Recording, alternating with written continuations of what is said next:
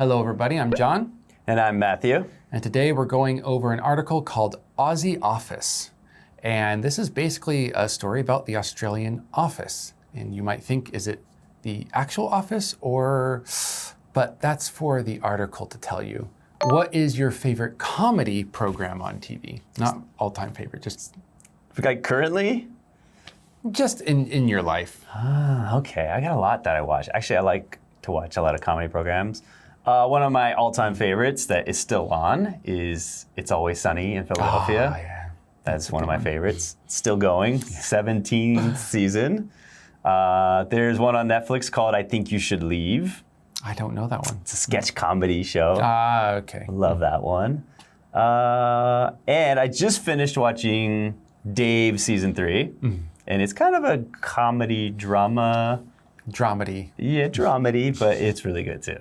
What about you? Oh man, I haven't watched comedy programs much these days, but yeah, like the old favorites, which will come up in a later question, I think, are going to be like, The Office.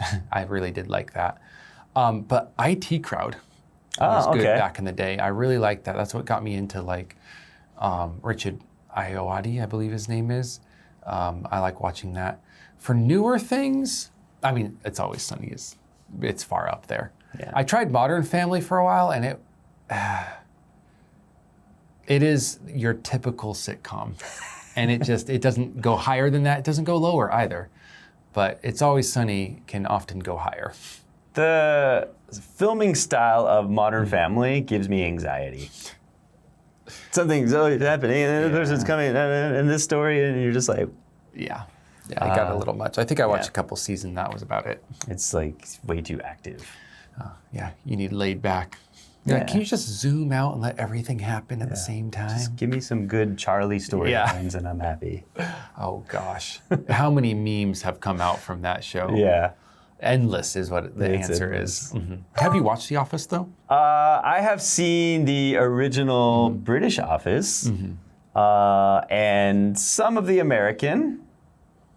Not all of both, I guess. Okay. But I've seen enough of each. I assume the camera would also make you quite uncomfortable in The Office too. I feel like that wasn't as bad because they had like interview style where they're kind of sitting, but Modern Family has that. But then when things get going, you have really people, like the whole family at a place is just jumping in, jumping out. And it's like anxiety. I don't know. It's like, I don't want to watch that. Apparently you're not modern enough for that show. Yeah, it's just not my style, I guess. Not the style. Yeah, I really liked The Office. It was like one of the growing up programs I had, like coming from the childhood I had, going into, approaching this sort of modern world.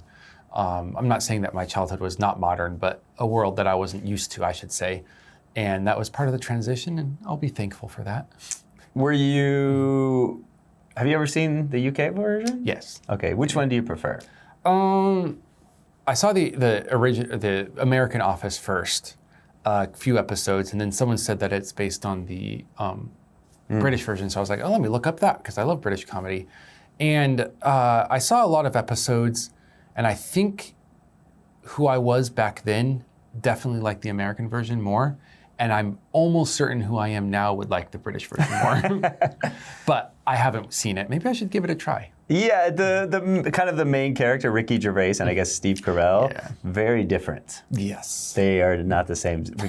Ricky Gervais is a little bit darker, more cynical version of a boss, I guess. Might be my style now, of course. It's a different take, but they're both mockumentary style. Yeah. Okay, I'll check that out, and why don't you guys go ahead and check out the article, either the full thing or the summary if you don't have the time for the whole thing. And we'll see you soon. Aussie Office. The Office was an extremely popular comedy series in the first decade of this century, but by 2013, the writers seemed to be out of ideas. Fast forward to 2023 though, and a lot has changed in the world of work. An Australian version of the series is now being made, with a female in the role of the boss. People liked the original UK and US versions because they found humor in the typical people and situations we all encounter in office life. Fans are hoping that the new version will be equally effective at this.